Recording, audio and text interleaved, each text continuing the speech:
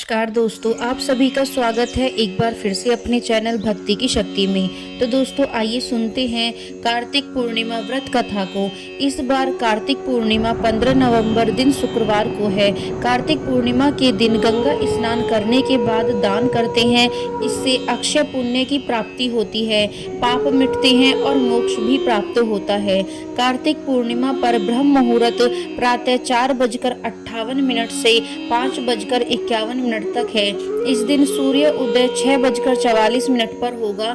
कार्तिक पूर्णिमा के दिन व्रत रखकर भगवान शिव, सत्यनारायण भगवान, चंद्रमा और माता लक्ष्मी की पूजा करते हैं। पूजा के समय कार्तिक पूर्णिमा की व्रत कथा पढ़ते हैं, इससे इस दिन का महत्व पता चलता है। तो आइए सुनते हैं इसकी कथा को।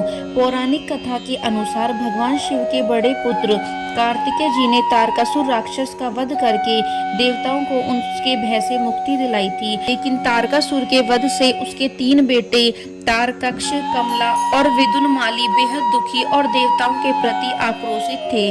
तारकासुर के बेटों ने देवताओं से बदला लेने के लिए ब्रह्मा जी की उपासना प्रारंभ कर दी। उन तीनों ने अपने कठिन तप से ब्रह्मदेव को प्रसन्न कर दिया और अमृता का वरदान मांगा। ब्रह्मदेव ने कहा कि यह वरदान नहीं दे सकते हैं, कोई और वरदान मांग लो। तब तीनों भाइयों ने कहा कि आप हमारे लिए 3 अलग अलग नगर बना दें, जिसमें वे रहकर पृथ्वी आकाश सब भ्रमण कर सकें। 1000 साल बाद जब तीनों भाई मिले तो तीनों नगर मिलकर एक हो जाएं। जो देव एक ही बाण से इन तीनों नगरों को नष्ट कर दे, उसके हाथों ही हमें मृत्यु की प्राप्ति हो। ब्रह्मदेव ने उनको यह वरदान दे दिया। वरदान के प्रभाव से 3 नगरों का निर्माण हो गया। तारकक्ष के लिए सोना, कमला के लिए चांदी और विदुनमाली के लिए लोहे का नगर बना था। उन तीनों भाइयों ने तीनों लोकों पर अधिकार कर लिया। देवताओं के राजा इंद्र इन तीनों भाइयों से भयभीत होकर भगवान शिव के शरण में गए और मदद मांगने का निवेदन किया। तब भगवान शिव ने एक दिव्य रथ का निर्माण किया, जिसमें चंद्रमा और सूर्य उस रथ के पहिए बने। इंद्र, यम, कुबेर और वरुण उस रथ के घोड़े बने। हिमालय धनुष और शेषनाग प्रत्यंचा बने। भगवान शिव बाण और अग्निदेव उसकी नौक बने। ऐसे दिव्य रथ पर सवार होकर भगवान शिव उन तीनों राक्षस भाइयों से लड़ने के लिए पहुंचे। भगवान शिव और इन तीनों राक्षसों के बीच भीषण युद्ध हुआ। युद्ध के समय जैसे ही तीनों भाई एक सीध में आए, भगवान शिव ने उस दिव्य धनुष से बाण चलाकर एक बाण में ही तीनों का संहार कर दिया।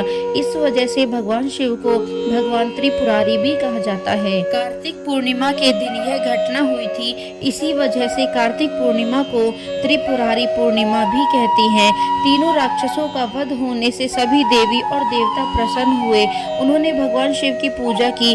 उसके बाद से काशी में जाकर गंगा स्नान किया, फिर वहां पर दीप दान किया। इसी वजह से कार्तिक पूर्णिमा की शाम को देव दिवाली मनाई जाती है। तो दोस्तों यह थी कार्तिक पूर्णिमा व्रत की कथा। यदि वीडियो आपको पसंद आई हो तो चैनल को सब्सक्राइब करना बिल्कुल ना भूलें और वीडियो को लाइक एंड शेयर जरूर करें।